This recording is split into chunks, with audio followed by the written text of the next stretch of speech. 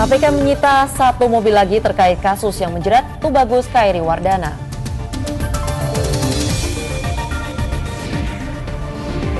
Bongkar bisnis narkoba, BNN sita setengah ton ganja kering siap jual.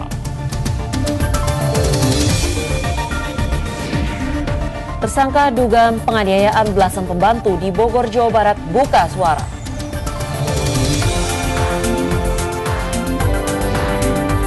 Belum sebulan dioperasikan, bus baru Transjakarta lagi-lagi mogok.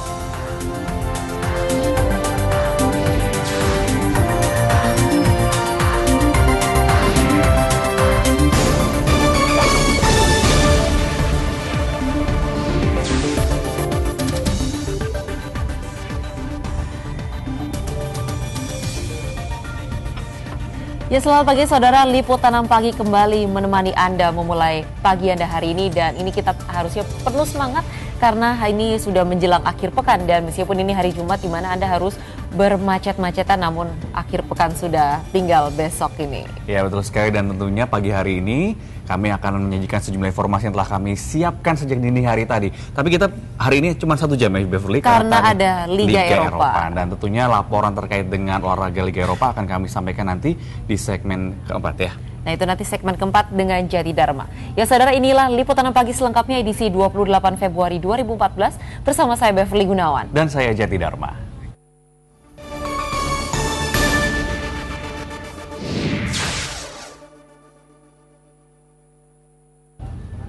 Saudara, sebuah rumah konveksi di kawasan Cengkareng, Jakarta Barat, Kamis petang terbakar. Diduga api berasal dari hubungan pendek arus listrik.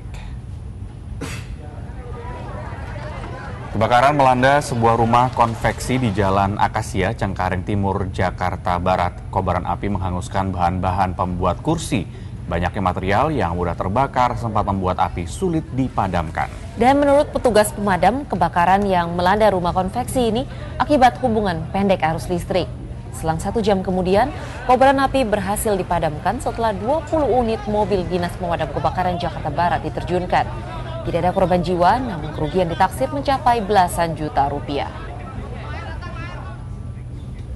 Masih soal kebakaran, saudara, kali ini kebakaran lahan di Riau yang meluas hingga areal hutan di Semenanjung Kampar. Meski dianggap sangat terlambat, posko penanggulangan kebakaran hutan dan lahan didirikan di Pangkalan Udara Rusmin Nuryadin, Pekanbaru. Dan ini saudara, namun pemerintah pusat mengklaim titik api sudah 0 titik. Inilah areal hutan di Semenanjung Kampar, Riau yang ikut terbakar sejak 2 hari terakhir. Kawasan ini sejak tahun 2005 lalu dicadangkan untuk Taman Suaka Marga Satwa. Sebelumnya api dilaporkan telah membakar 1.300 hektar hutan di Taman Nasional Giam Siak Kecil Bukit Batu di Kabupaten Bengkalis dan Siak. Tim pemadam pun kewalahan menjinakkan api. Ini membuat Gubernur Riau berkirim surat ke Presiden meminta bantuan personil dan alat-alat untuk membantu pemadaman. Namun hari ini pemerintah pusat justru mengklaim titik panas sudah 0 titik. Titik hotspot di Riau sudah 0. Sebelumnya ada puluhan sampai ratusan. Seperti kejadian sekarang, kita akan segera mendukung pemerintah daerah yang sudah menyatakan itu menjadi siaga bencana akibat bencana asap ini, siaga bencana asap oleh Gubernur Provinsi Riau. Posko penanggulangan kebakaran hutan dan asap dibuka di Lanut Rusmin Nurjadin, Pekanbaru. Tim gabungan TNI menyatakan siap menurunkan pasukan untuk pemadaman darat dan udara. Hingga Kamis petang ini, kabut asap masih menyungkup kawasan Riau Daratan dan provinsi tetangga, meski sempat mereda untuk beberapa saat. Udara yang tercemar asap tebal itu membuat seluruh sekolah di Pekanbaru dan di sejumlah kabupaten lain diliburkan. Sementara jumlah penderita ISPA akibat terpapar kabut asap dilaporkan telah mencapai 25.000 orang. Yusril Ardanis, Farah Aisyah, dan Yuli Sasmito melaporkan dari Pekanbaru, Riau, dan Jakarta. Ya, jadi akibat dari kebakaran ini pun kabut asap di kota Padang ini menjadi kian hari semakin pekat ya ini. Iya, tentunya dengan demikian sejumlah relawan membagikan masker gratis kepada pengendara untuk mengurangi dampak terhadap kesehatan warga. Meski hujan lebat turun mengguyur kota Padang, saudara, tidak membuat kabut asap yang menyelimuti kota ini memudar. Dari pantauan SCTV Kamis siang, ketebalan kabut asap justru semakin pekat. Dan informasi BMKG Padang, Jarak pandang saat ini hanya sekitar 700 meter. Untuk mengantisipasi dampak kesehatan yang ditimbulkan akibat kabut asap, sejumlah relawan membagikan masker gratis. Kabut asap sudah 1 bulan ini menyelimuti kota Padang, bahkan sudah semua kota kabupaten di Provinsi Sumatera Barat ini merasakannya. Kabut asap diduga akibat pembakaran hutan yang terjadi di Provinsi Riau. Saudara, kita beralih ke kasus selanjutnya ini. Kasus dugaan tindak pidana pencucian uang dengan tersangka Tubagus Kairiwardana atau Wawan terus bergulir. Dan tadi malam, saudara, penyidik Komisi Pemberantasan Korupsi kembali menyita sebuah mobil Toyota Fortuner dan sejumlah dokumen dari rumah Ius Priyatna, orang dekat Wawan dalam menggarap sejumlah proyek di Banten. Komisi Pemberantasan Korupsi (KPK) terus mengembangkan penyelidikan terhadap kasus tindak pidana pencucian uang dengan tersangka Tubagus Kairiwardana atau Wawan. Kemarin penyidik KPK menggeledah rumah Ius Priyatna, orang dekat Wawan, dalam menggarap berbagai proyek di Banten. Penyidik yang datang sejak jam 4:30 sore langsung memasuki rumah Ius di perumahan Ki Demang di Kelurahan Unyur, Kota Serang. Sebagai orang dekat Wawan, ia diduga mengetahui banyak hal serta menyimpan sejumlah dokumen penting milik Wawan. Saat penggeledahan yang dipimpin Novel Baswedan berlangsung, keluarga Ius datang menumpang mobil Fortuner. Begitu mengetahui ada petugas KPK, penumpang mobil berupaya kabur, namun mereka berhasil dihentikan. Baik dokumen maupun mobil Fortuner tersebut langsung disita KPK. Penyidik KPK enggan berkomentar terkait penggeledahan tersebut. Sebelumnya, KPK telah menyita belasan mobil mewah dari rumah Wawan maupun dari anggota DPRD Banten serta beberapa artis yang diduga pemberian Wawan. Ariel Maranus melaporkan dari Serang, Banten. Kita ke informasi lain, saudara. Sebanyak 1,5 ton ganja disita Badan Narkotika Nasional BNN dari rumah seorang bandar besar ganja di kawasan Pasar Kemis, Tangerang, Banten. Nah, saudara, kini BNN masih terus melanjutkan penyelidikan guna mengungkap jaringan bisnis narkotika ini. Inilah tumpukan paket ganja yang disita polisi dari tersangka Topan di Desa Sindang Jaya, Pasar Kemis, Tangerang, Banten.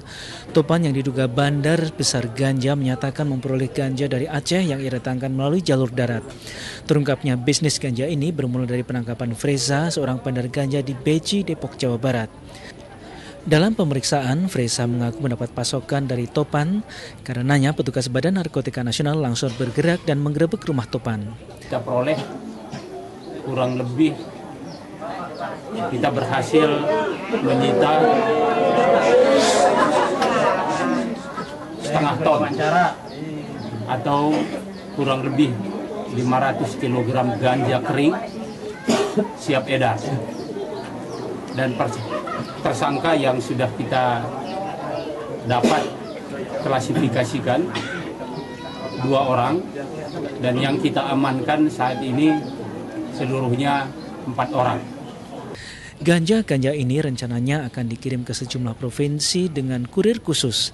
Namun rencana itu berhasil digagalkan petugas BNN. Seluruh ganja yang berjumlah 500 kg ini selanjutnya disita BNN sebagai barang bukti. Baik Topan maupun Freza langsung ditahan BNN dan dijerat dengan pasal berlapis Undang-Undang Nomor 2 Tahun 2009 tentang narkotika dengan ancaman hukuman maksimal hukuman mati. Rizky Torek melaporkan dari Tangerang, Banten. Ya, saudara, banjir yang melanda Jakarta ini masih belum juga usai.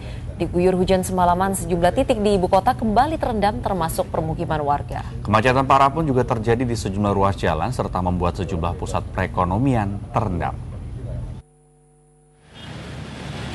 Hujan yang mengguyur ibu kota sejak Kamis dini hari kembali datangkan mimpi buruk bagi warga Jakarta. Saat sebagian besar warga Jakarta akan berangkat kerja pada Kamis pagi, mereka harus berjuang menembus genangan air yang kerap muncul di sejumlah jalan. Di Jalan Gunung Sahari, Jakarta Pusat, genangan mencapai setengah meter. Winda, salah satu pekerja, terpaksa mendorong motornya untuk lolos dari banjir. Sedangkan warga lain bahkan harus mendorong mobilnya yang mogok di tengah genangan air. Mogok banjir, Mbak, ya? Ini Mbak dari mana, Mbak? Mbak dari arah mana? Mau kemana nih? Hah? Mau kantor, mau kerja ya? Tadi mogok bang ya? Mogok. Mogok kenapa dia bisa mogok bang? Masuk air labarator. Sejumlah pesepeda motor yang tidak mau ambil resiko memilih naik gerobak untuk menghindari motornya mogok akibat terendam air. Genangan juga muncul di Jalan Oto Iskandarinata, Otista, Jakarta Timur. Ketinggian air memang hanya 10 hingga 20 cm saja, tapi itu sudah cukup menimbulkan kemacetan yang berimbas ke sejumlah ruas jalan. Bahkan sejumlah kendaraan nekat menghindari kemacetan dengan masuk ke jalur bus Transjakarta. Hingga Kamis sore, banjir juga masih merendam ratusan kios pedagang di Pasar Cipulir, Kebayoran Lama, Jakarta Selatan. Bahkan ketinggian air terus meningkat karena kali Pesanggerahan yang ada persis di belakang pasar masih meluap. Sebagian besar pedagang memilih menutup lebih awal kios mereka dan membawa barang dagangan ke lokasi yang lebih aman. Pedagang pun mengaku merugi. Kalau 50% lah, ke 50% lah omsetnya menurun. Omset menurun. Banjir yang merendam permukiman warga di Jalan Manyer, Kalideres, Jakarta Barat hingga Kamis sore belum juga surut. Banjir akibat luapan kali Sumongol ini memaksa warga beraktivitas di tengah-tengah genangan. Ini malah lebih parah.